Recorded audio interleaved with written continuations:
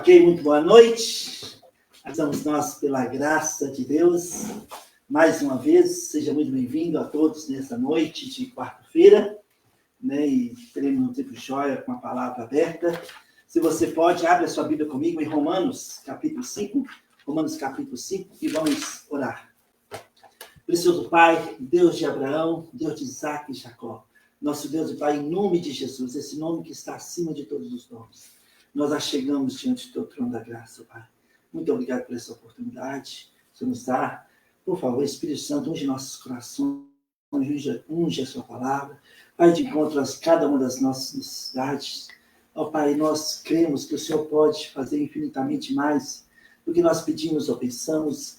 E nós queremos realmente, ó Pai, desfrutar da graça do Senhor nessa noite de quarta-feira. Que o Senhor possa operar graciosamente em nossos corações, trazendo, ó Pai, graça, consolo, provisão, proteção, e em nome de Jesus, ó Pai, que o seu nome seja glorificado. Toda honra, toda glória e todo louvor seja dado a Jesus Cristo, o autor e consumador da nossa fé, em nome do qual nós oramos e agradecemos. Amém. Amém? Romanos capítulo 5, versículo 20 e 21, está escrito: sobreveio a lei para que avultasse a ofensa, mas onde abundou o pecado, superabundou a graça, a fim de que, como o pecado reinou pela morte, assim também reinasse a graça pela justiça para a vida eterna, mediante Jesus Cristo, nosso Senhor. Onde abundou o pecado, superabundou a graça de Deus. Sabe, amados irmãos, muitos de nós, filhos de Deus, estão vivendo, nesses dias, debaixo de culpa, condenação, porque pecar é muito fácil, porque nós, salvos pela graça de Deus, nasci de novo, ainda temos a velha natureza em nós, que está o tempo todo, né, através da carne, militando contra o Espírito, para prevalecer em nossas atitudes, em nossos pensamentos, nas nossas conversas. E é fácil pecar, né? E o inimigo não só usa o nosso pecado, como ele proporciona ambientes para nós pecarmos. Porque o inimigo sabe, que se nós estivermos cheios do Espírito Santo, nós vamos impactar as pessoas à nossa volta, e impactar a nossa cidade, o nosso estado, o nosso país. Sabe?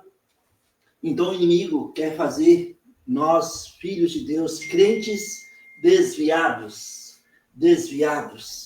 no nosso correr com Deus. A graça de Deus é o meio que Deus usa para nos restaurar do pecado. Todos nós estamos sujeitos a cair. O problema é o que nós fazemos após a queda. Muitos ficam se vitimizando, e o inimigo ama quando nós ficamos nos vitimizando, né? Ele, é verdade, olha só, você é coitado, você não consegue não, olha, pecou de novo, não tem mais solução, culpado. É assim que o inimigo faz. Né? Muitos dos filhos de Deus continuam. E sabemos que um abismo chama outro abismo. Precisamos olhar para a cruz de Cristo e permitir que o sangue de Cristo purifique as nossas consciências de obras mortas, como está escrito em Hebreus capítulo 9, versículo 14. Precisamos permitir a aplicação da obra consumada por Jesus no Calvário em nossas vidas no dia que se chama hoje. Porque em Cristo Jesus nós sabemos, Romanos 8:1, nenhuma condenação há. Não há mais lugar para a culpa. Não há lugar para a condenação. Precisamos entender a graça. A graça de Deus não é uma licença para pecar, mas o meio que Deus usa para nos restaurar do pecado. Quando pecamos, erramos, o inimigo quer trazer juízo sobre as nossas cabeças. Mas a graça de Deus, revelada, manifestada na cruz do Calvário, nos dá a oportunidade de levantarmos da nossa queda, sacudir a poeira e seguir em frente, como se nunca tivéssemos errado, como se nunca tivéssemos pecado. Essa é a aplicação real da obra consumada por Jesus no Calvário, em nossas vidas, no dia que se chama hoje. Romanos capítulo 6. Romanos capítulo 6. Versículo 14 e 15 está escrito: porque o pecado não terá domínio sobre vós, pois não estáis debaixo da lei, e sim da graça. Aí tem os engraçadinhos que falam assim: pastor, se estamos debaixo da graça e não da lei, eu posso pecar à vontade. Não é bem isso que está falando. Olha o versículo 15. E daí, Paulo diz, e daí? Havemos de pecar porque não estamos debaixo da lei, e sim da graça? Olha a refutação de Paulo aqui. De modo nenhum. De modo nenhum. Pelo contrário, quanto mais aplicamos a graça de Deus em nossas vidas, mais nós aproximamos do trono da graça. Mais aproximamos do Deus vivo que habita em nós por meio de Jesus Cristo, que nos selou por meio do Espírito Santo. Quando nós erramos, nós entristecemos o Espírito Santo que habita em nós, como está escrito em Efésios 4, versículo 30. Mas no momento que nós restauramos nossa comunhão, confessamos o nosso pecado, sacudimos a poeira e levantamos, traz a alegria no coração do Pai, traz a alegria no coração de Jesus, do Espírito Santo. Um dos frutos do Espírito é a alegria. É a alegria. Ele se alegra quando nós restauramos os nossos erros. Infelizmente, existem muitos fariseus na nossa época. E estes estão revestidos de homens e mulheres espirituais. Não sabem eles que Jesus os chamou de sepulcro caiado, em Mateus. Vivem procurando um cisco nos olhos dos outros. E não conseguem enxergar a trave que está nos próprios olhos. Legalismo impede as restaurações nas vidas de pessoas lavadas pelo sangue de Cristo. A graça nos impulsiona para sermos restaurados e andarmos em novidade de vida. A graça nos impulsiona a nos restaurar e andar em novidade de vida. A graça nos impulsiona a restauração, a comunhão com Deus e nos faz andar em novidade de vida. Necessitamos colocar em prática em nossas vidas a obra consumada. Assim permitimos que o sangue de Jesus nos purifique de todos os nossos pecados. Como? Levando cativos todos os pensamentos que não são de Deus, a Deus, como está escrito em Hebreus 10, 5. E 1 João capítulo 1, versículo 9, se confessarmos os nossos pecados, Ele é fiel e justo para nos perdoar e nos purificar de todos os nossos pecados. Sabe, amados irmãos, muitos estão cobrando de si mesmo nessa noite. Estão cobrando de si mesmo um padrão de vida para se reaproximar de Deus. Olha, se você conversa com outros irmãos, você vai perceber imediatamente que tem muitos nessa noite, né, cobrando de si mesmo um padrão de vida para reaproximar de Deus. O amor de Deus não exige nada em troca. Sexta-feira eu vou falar na Praça 7. Né? O amor de Deus é incondicional. Nós não merecemos, só recebemos. Nenhuma condenação há para os que estão em Cristo Jesus. O sangue de Jesus purifica nossas consciências de obras mortas. Pensa sobre isso nessa noite. Deus quer de nós uma atitude de fé. Podemos recomeçar com Deus a partir deste momento. Basta nos rendermos à cruz do Calvário. Rende-se à cruz do Calvário.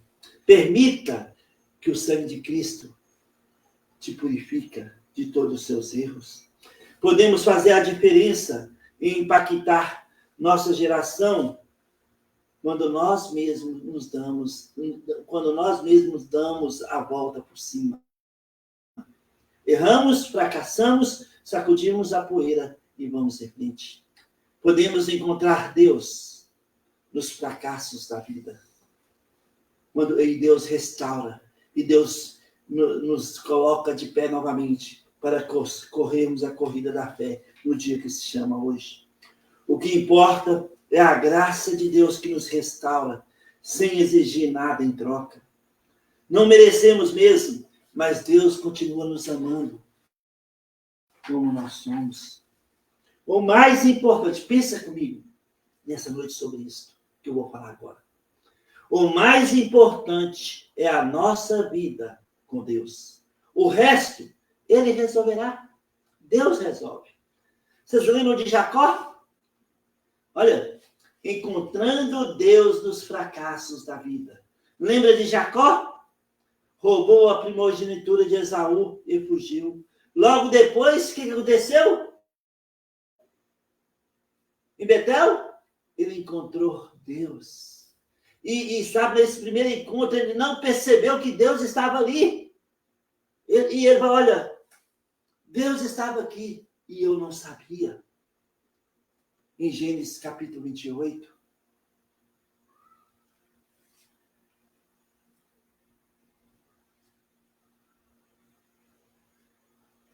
E nós sabemos quem foi Jacó. E como Deus o usou para a sua glória. Moisés assassinou um egípcio e fugiu. Tempo depois, o que aconteceu? Ele encontrou Deus na sarça ardente. Nós sabemos como Deus usou Moisés para libertar seu povo da escravidão do Egito.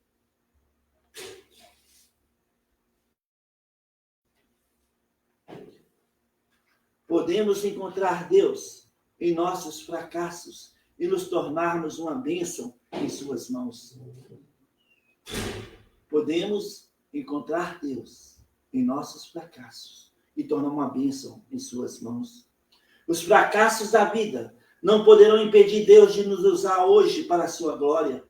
A pergunta é, como agiremos após os fracassos da vida? Vamos ficar lamentando e nos isolando?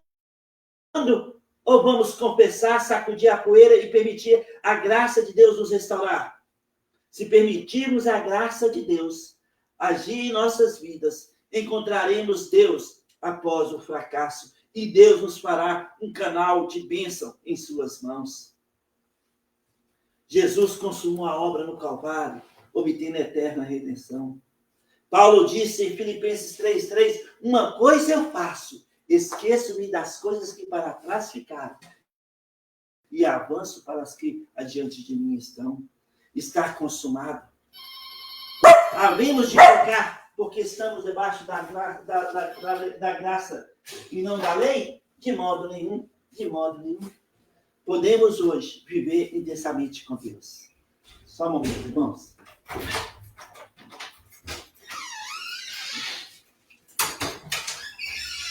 Ok.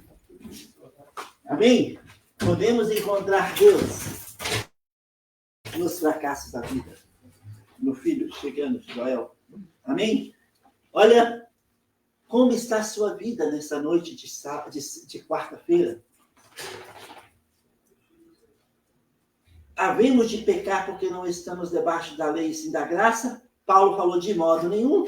De modo nenhum. a graça de Deus nos promove e assim podemos, sem sentimento de culpa, sem condenação, aproximar de Deus pela fé. Nós não merecemos, mas Deus nos ama hoje e agora. Ele nos ama com força. Onde abundou o pecado? O quê? Qual foi o primeiro versículo que nós lemos? Onde abundou o pecado? Superabundou a graça de Deus. Deus derramou graça sobre graça. A cruz é a fonte de vida para todos nós. Sejamos ousados, porque um dia todos nós iremos fracassar. E é tão importante para cada um de nós não viver debaixo de condenação. Deixar o que para trás ficou e avançar para o que está diante de nós, como Paulo fez. Foi pago um alto preço para isso. E esse preço não está em nada ligado à nossa força ou merecimento, mas sim ao sangue de Jesus derramado na cruz, uma única vez por toda a eternidade. Então, Jacó fracassou e logo depois ele encontrou Deus.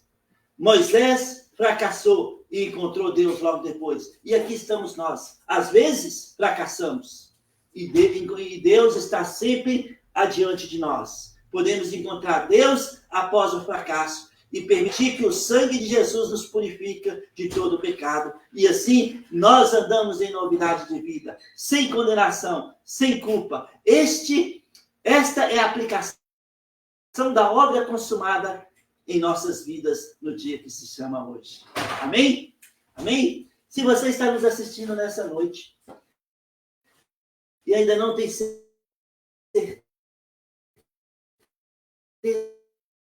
da sua salvação, a não ser por mim.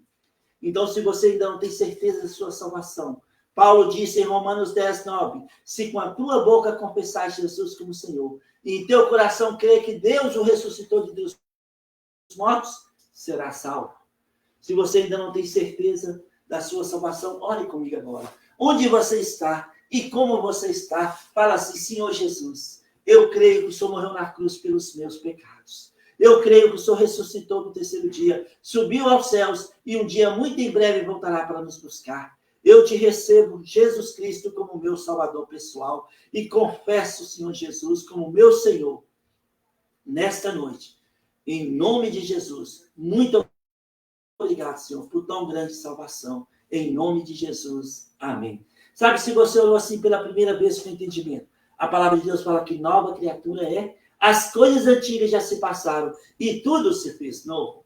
Em 1 João capítulo 5, versículo 11 a 13, fala que você tem a vida eterna. Sabe, então, viva hoje intensamente com Deus. Se você orou assim pela primeira vez com entendimento, por favor, entre em contato comigo, seja pelo Facebook, ou pelo YouTube, ou pelo nosso site, ou aqui presencialmente.